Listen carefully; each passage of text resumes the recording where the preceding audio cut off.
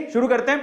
सबसे पहले तो हम लोग कोरोना का जो लेटेस्ट अपडेट है उसके बारे में जान लेते हैं, ठीक है, और इस टेस्टिंग किट की क्यों जरूरत है उसके बारे में डिस्कशन कर लेते हैं। तो लेटेस्ट अपडेट के बारे में चलते हैं, थोड़ा सा जरा समझिए अभी तक इंडिया में कंफर्म केसेस कितने हैं और ये कब तक का डेट है, जरा देखिए। ये 23 मई तक का आपको अपडेटेड डेटा मैं आपको बता रहा हूं। अभी तक कंफर्म केसेस 2,67,67,18,108 इतने केसेस कंफर्म कोरोना के आ चुके हैं। एक्टिवेटेड केसेस कितने एक्टिव केसेस हैं, तो यहां पर 27,45,531 एक्टिव केसेस हैं। रिकवर कितने हो चुके हैं, 2,36,59,189 59,189 लोग रिकवर हो चुके हैं।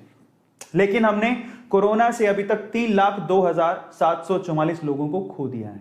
इसलिए अभी डेटा एक्चुअल में अगर हम देखेंगे पूरे विश्व में हिंदुस्तान जो है वो दूसरे तीसरे नंबर पर आता होगा, तो ये बहुत ही क्रिटिकल सिचुएशन है हमारे लिए। और अभी भी हम लोग, अगर आपको पता हो तो आपके स्टेट में कभी भी लॉकडाउन को बढ़ाया जा सकता है। शायद दिल्ली में बढ़ भी गया है और बाकी जगह भी बढ़ेगा। अगर लॉकडाउन खत्म हो रहा है रिसेंटली तो बढ़ने वाला है, क्योंकि अभी भी सीवियर कंडीशंस हैं। लेकिन जरा समझे क्या कुछ कंट्रोल हुआ है, तो 24 घंटे में हाँ केसेस जरूर घट गए हैं, लेकिन उसके घटने के बहुत सारे रीजन हो सकते हैं। आपको पता होगा कि एक वक्त ऐसा आया था कि एक दिन में 4 लाख केसेस आ रहे थे। अभी कंफर्म केसेस कितने आ रहे एक दिन में, 2,40,897, लेकिन उसके पीछे के रीजन बहुत सारे हैं। कई तो सबसे बड़ा रीजन कि एक्चुअल में टेस्ट ही नहीं हो पा रहे, क्योंकि अभी सीवियर कंडीशन में चल रहा है सेकेंड वेव। तो उसका रीजन ये भी हो सकता है, कंफर्म केसेस काफी स्टेट्स में तो टेस्ट ही नहीं हो पा रहे हैं, टेस्टिंग किट ही नहीं है, टेस्ट नहीं हो पा रहे, तो उसकी वजह से केसेस धीरे धीरे पता नहीं किस वजह से घट रहा है। बट चलो एक पॉजिटिव न्यूज है, मे भी हो सकता है कि वाकई में लोग सजग हो गए और घर पे बैठ रहे हैं, उस वजह से भी कंट्रोल है। तो बहुत सारे रीजन हो सकते हैं इसके घटने के। मैं ये नहीं कह रहा हूं कि उसके एक नेगेटिव साइड ही है उसको, उसके घटने की पॉजिटिव साइड भी हो सकती है, क्योंकि कब से कोरोना के लिए लॉकडाउन चल रहा है, तो हो सकता है कि उसकी वजह से केसेस घट गए हों। लेकिन एक रीजन ये भी है कि टेस्ट पॉजिटिवली प्रॉपरली नहीं किए जा रहे, ठीक है, टेस्ट प्रॉपरली नहीं किए जा रहे, उसका भी एक रीजन है, ठीक है। लेकिन फिर भी अगर आप गौर से देखोगे कंफर्म केसेस घट गए, लेकिन अभी डेथ्स नहीं घटी हैं। आपको पता होना चाहिए कि हाँ थोड़ा बहुत इसमें फर्क आया, लेकिन काफी घट जाना चाहिए था। उस लेवल से नहीं घटना है जिस लेवल से यहां पर ये कंफर्म केसेस घटे हैं। अभी भी एक दिन में 3739 डेथ रिकॉर्ड की जा रही हैं, और ये एक it's not a good sign. Again ये एक ड्रेस्टिक साइन है। 4400 का पीक था, अभी वो 3700 पे आ गया है। घट तो रहा है लेकिन उतनी रैपिडली नहीं घट रहा है, और ज्यादातर केसेस तो रिकॉर्ड ही नहीं किए जा रहे हैं। सो एक प्रॉब्लम है। अब उसकी सबसे बड़ी वजह क्या है, उसकी सबसे बड़ी वजह है कि हम लोग टेस्टिंग अच्छे से नहीं हो पा रही है। मैं उसका डेटा भी देता हूं आपको, जरा ध्यान से समझिएगा। अगर आप लोग यहां पर टॉप 5 स्टेट्स देखें तो महाराष्ट्र अभी टॉप पर है। कोरोना केसेस में महाराष्ट्र सबसे ऊपर चल रहा है। अभी तक कोरोना के कितने केसेस आ चुके हैं महाराष्ट्र में, 55,53,225 केसेस, और ये पिछले डेटा से 26,133 ऐड हो गया है इसके अंदर। कर्नाटका सेकंड नंबर पर चल रहा है जहां पर हम लोग रह रहे हैं, 23,98,925 केसेस हैं, 31,183 ऐड हुआ है लास्ट डेटा के अंदर।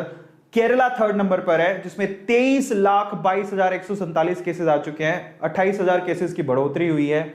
और तमिलनाडु में 18,06,861 केसेस है और 35,873 केसेस की बढ़ोतरी हुई है। और फाइनली यूपी के अंदर 16,65,173 केसेस आ चुके हैं, जिसमें 5,964 केसेस की बढ़ोतरी हुई है। तो ये इस तरह से ये स्टेट्स काफी ज्यादा क्रिटिकल सिचुएशन पे चल रहे हैं, ये टॉप 5 में है। आपको पता होगा राजस्थान में तो पूरी तरह से लॉकडाउन है, कर्नाटका मतलब भारत सारी स्टेट्स में लॉकडाउन है। अब जरा ध्यान से डेटा को समझिए, मैं क्या कहने की कोशिश कर रहा हूं।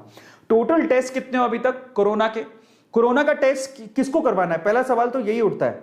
चाहे आप स्वस्थ हो, आपको कोरोना नहीं हुआ हो, जो भी हो, टेस्ट जरूरी है, ठीक है। अब टेस्ट पहले तो उनका टेस्ट करना जरूरी है जिनको थोड़े से सिम्टम्स आ रहे हैं, लेकिन अब पहले तो उनको करना जरूरी है। लेकिन अगर हमारे पास संसाधन होते तो उनका भी टेस्ट करना जरूरी है जो एसिम्प्टोमेटिक है। जरा समझो, टेस्ट करेंगे तो भी हमें समझ में आएगा डेटा, और उसी के हिसाब से हम लोग प्रॉपरली आगे की चीजों को मैनेज कर पाएंगे। तो इसलिए टेस्टिंग बहुत जरूरी है। लेकिन जरा समझो कितने टेस्ट हुए इंडिया में।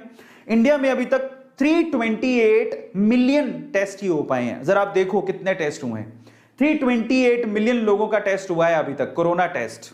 उसमें कुछ असिम्प्टोमेटिक थे, कुछ सिम्प्टोमेटिक थे, किसी को था किसी को नहीं था, बट इतने टेस्ट हुए। आपको आप जानते हो जनसंख्या कितनी है हमारी, इतने लोगों का ही अभी तक कोरोना का टेस्ट हुआ है। इतने लोगों का टेस्ट हुआ है, इसमें से कुछ पॉजिटिव थे, कुछ नेगेटिव थे, कुछ सिम्प्टोमेटिक थे, कुछ असिम्प्टोमेटिक थे, इतने लोगों का हो पाया अभी तक। समझ में आ रहा है? जनसंख्या बहुत ज्यादा है। कितनी है जनसंख्या जानते हैं? हिंदुस्तान में 1.37 बिलियन जनसंख्या है। और अगर आप डेटा से कंपेयर करेंगे ना कि इतने लोगों का टेस्ट हुआ और इतनी जनसंख्या है हमारे पास, तो मैं आपको बता देता हूं अभी तक सिर्फ 30% लोगों का, 30% लोगों का ही टेस्ट हो पाया है। पूरी हिंदुस्तान की जनसंख्या में अभी तक 30% लोगों का ही कोरोना टेस्ट हो पाया है। जरा समझिए, 70% लोगों का तो कोरोना टेस्ट हुआ ही नहीं है। तब उन्हीं में से डेटा निकल के आ रहे हैं। जरा सोचो, अगर इतनी जनसंख्या का टेस्ट हुआ तो हमें तब पता लगेगा कि एक्चुअल कोरोना पॉजिटिव लोग कितने हैं। जरा सोचिए।